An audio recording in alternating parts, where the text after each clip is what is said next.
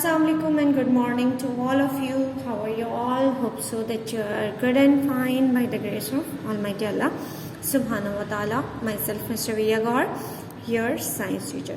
While student, you all are aware of the pandemic situation as it is getting worse.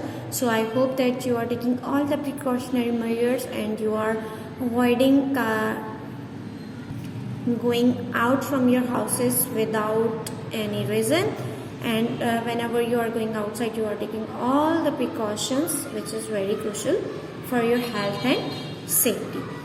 Now without wasting our time, we are moving toward our today's lecture. Before moving towards our today's lecture, I am going to tell you that I will taking the recap of the previous topic. After taking the recap, I will continue my today's lecture or today's topic. So let's open your book, open chapter number 8, page number 101.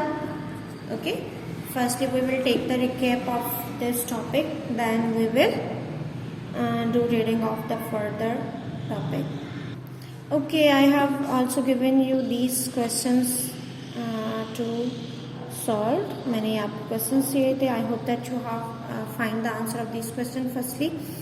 Before taking the recap, I will discuss the answer of these questions first, then I will take the recap and I will continue my today's lecture. Okay, question number 1. What do plant produce instead of lactic acid during aerobic respiration? Aerobic respiration के दौरान plant क्या produce करते हैं lactic acid की जगह? It produce ethanol and carbon dioxide. Okay, plant produces alcohol and carbon dioxide, while animal produce lactic acid and carbon dioxide. Write word equation for aerobic respiration in plants. Here is the equation for anaerobic respiration in plants. Okay, glucose broken down, no oxygen, ethanol and carbon dioxide plus energy. Number 3. What is another name for anaerobic respiration in plants? Plants में anaerobic respiration का दूसरा नाम. Then दूसरा नाम क्या था? Fermentation. Okay, list 3 things that yeast need to ferment. 3 चीजें क्या है जो yeast को fermentation के लिए required होती हैं? That is glucose, warmth and water. ठीक है, यानी कि पानी, glucose, पानी, water and heat. Okay, now explain why it is not good idea to water pot plants too often. ये good idea क्यों नहीं है कि water plants को, जो pots हैं plant pots हैं जो water pot plants too often पानी को ज़्यादा plant को ज़्यादा पानी देना क्यों अच्छा नहीं है, अच्छा आइडिया नहीं है. So watering potted plants too often is harmful because the soil becomes waterlogged. The roots of plant living in waterlogged soil have to use anaerobic respiration, and you know that an end product of anaerobic respiration is alcohol. If the level of alcohol in the cell become too high, it can kill the plant. Okay, यानी कि आपका अगर बहुत ज़्यादा पानी देंगे आप potted plants को, देन प्लांट की जो सॉइल है वो वाटर लॉक्ड हो जाएगी और ऑक्सीजन रूट्स तक नहीं पहुंचेगी और प्लांट एनारोबिकली रेस्पायर करेगा, जिसके रिजल्ट में अल्कोहल प्रोड्यूस होगा. अगर कंटिन्यूसली अल्कोहल प्रोड्यूस होता रहेगा तो आपके सेल में बहुत ज़्यादा अल्कोहल होगा, उसका लेवल बहुत ज़्यादा बढ़ जाएगा, जिसकी वजह से प्लांट क्या हो जाएगा? डाई आउट हो जाएगा और किल हो जाएगा. Number 6. Yogurt contain living bacteria. Bacteria are also capable of anaerobic respiration. Okay, yogurt जो है, जो आपका दही है, उसमें लिविंग बैक्टीरिया होते हैं. बैक्टीरिया जो है वो इस काबिल होते हैं कि एनारोबिकली रेस्पायर कर सकें.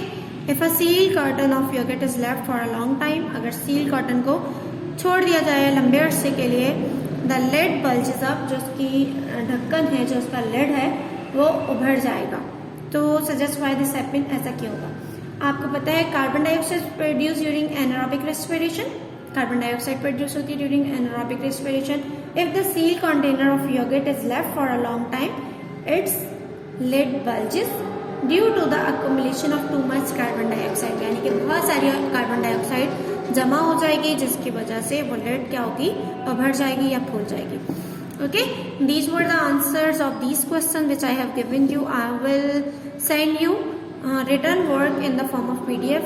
I am just discussing the answer verbally here because I want to know that I want you people to get the knowledge. मैं चाह रही हूँ कि आपको हर क्वेश्चन के आंसर का नॉलेज हो, किसका आंसर क्या है. बट आपकी कॉपी में आप सिलेक्टेड क्वेश्चन ही करेंगे. So I am not giving you written material here. I will send you the answer of those questions which you have to note down in your notebook. So take a recap. Breathing क्या थी? Breathing is a physical process while respiration is a process which happen in your cells. Okay. Then we have seen the structures of the lungs का structure देखा था. हमने देखा था 2 lungs होते हैं, right and left. और उसके बाद हमने देखा था 2 इलास्टिक पाउचेस हैं इनसाइड द रिब्स के अंदर, वो कनेक्टेड हैं outside the body by wind pipe, जिसे ट्रैकिया भी कहा जाता है. ट्रैकिया के जो है this open into the back of the mouth and nose के बैक पर ओपन होता है आपका ट्रैकिया. और ट्रैकिया डिवाइडेड है ब्रोंकियाई में, यानी कि आपका ट्रैकिया डिवाइड है. ये देखिए आपका ट्रैकिया फिर डिवाइड हो रहा है ब्रोंकियाई में, और ये 2 ब्रोंकियाई एंटर हो रहे हैं आपके लंग्स में, और एंटर होने के बाद ये फर्दर डिवाइड हो जाते हैं स्मॉल ट्यूब्स में कॉल्ड ब्रोंक्यूल्स, और आपकी ब्रोंक्यूल्स एंड हो रही हैं थिन वॉल्ड एयर सैक्स में, यानी कि at the end of bronchioles sac like structure is present which is called alveoli. Okay. Lining of the air passage और 2 टाइप ऑफ सेल, यानी कि 2 टाइप के सेल पाए जाते हैं. एक पर सीलिया प्रेजेंट होते हैं और एक म्यूकस प्रोड्यूस करते हैं. म्यूकस क्या करते हैं, आपके डस्ट पार्टिकल्स और if any bacteria enter in your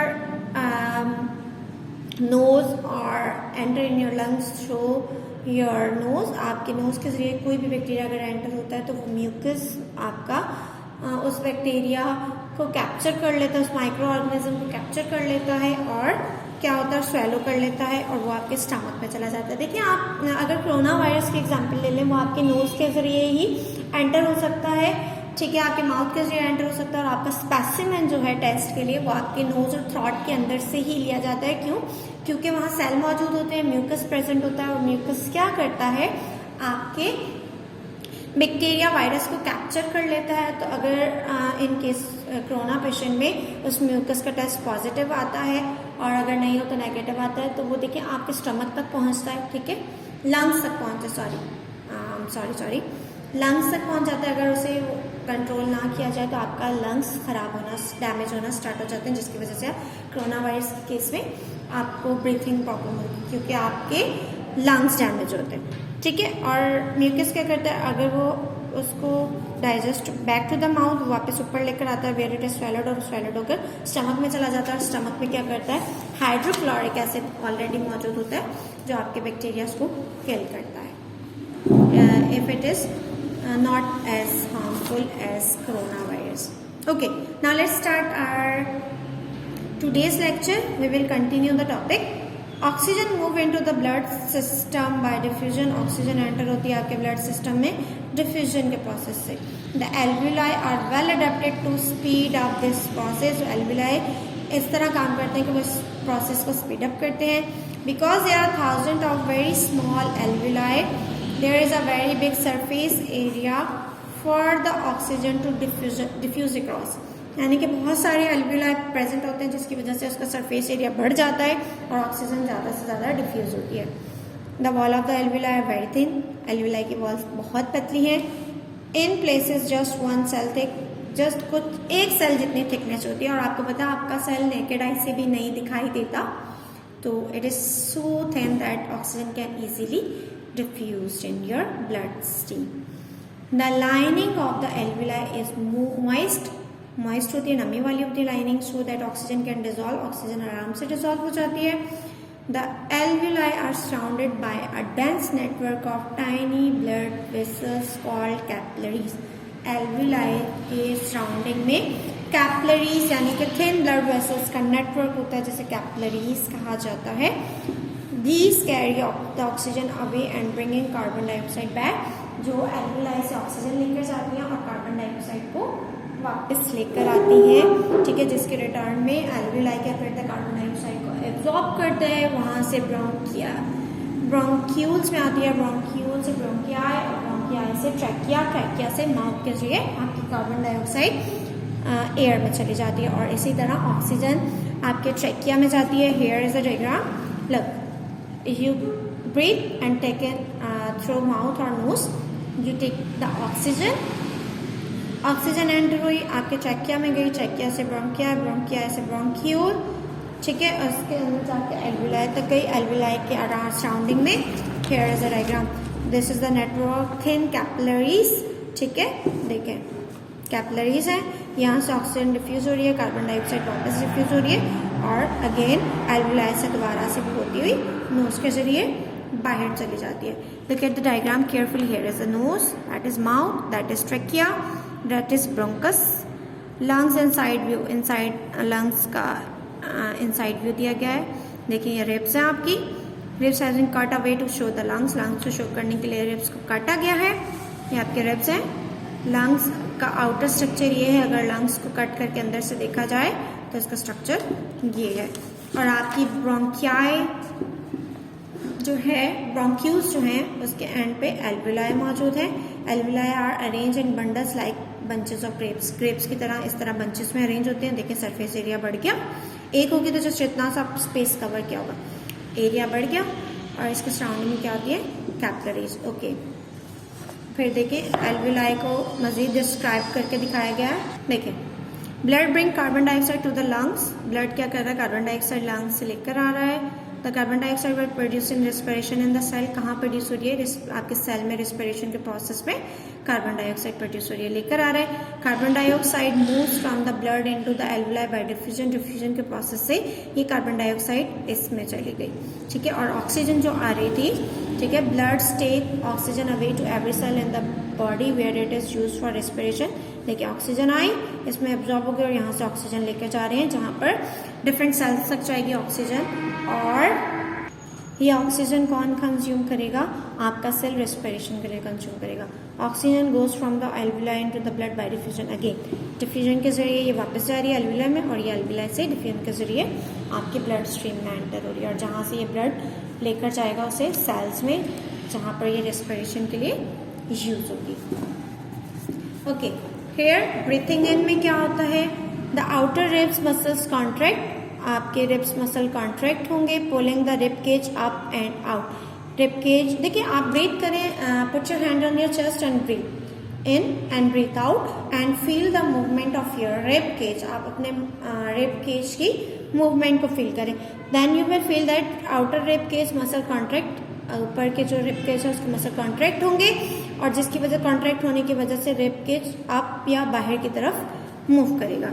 the diaphragm contract होगा, this make it go flatter, जिसकी वजह से देखिए आप ब्रीथ इन करेंगे तो आपकी चेस्ट ऊपर आएगी, डायफ्राम नीचे चला जाएगा, ऊपर आ जाएगा, बाहर की साइड पर आ जाएगा। The chest gate bigger, chest बड़ी हो जाएगी। एयर इज सक down the trachea into the lungs, air क्या होगी, ट्रैकिया के जरिए लंग्स के अंदर जाएगी, लंग्स फूल जाएंगे। Okay, breathing in, the muscle between the ribs contract, ribs के दरमियान जो मसल हैं कॉन्ट्रैक्ट होंगे, lifting the rib cage up, rib cage ऊपर की तरफ मूव करेगा, एंड आउट और बाहर की साइड पर। एक्सपेंडिंग द चेस्ट, चेस्ट आपकी एक्सपेंड होगी।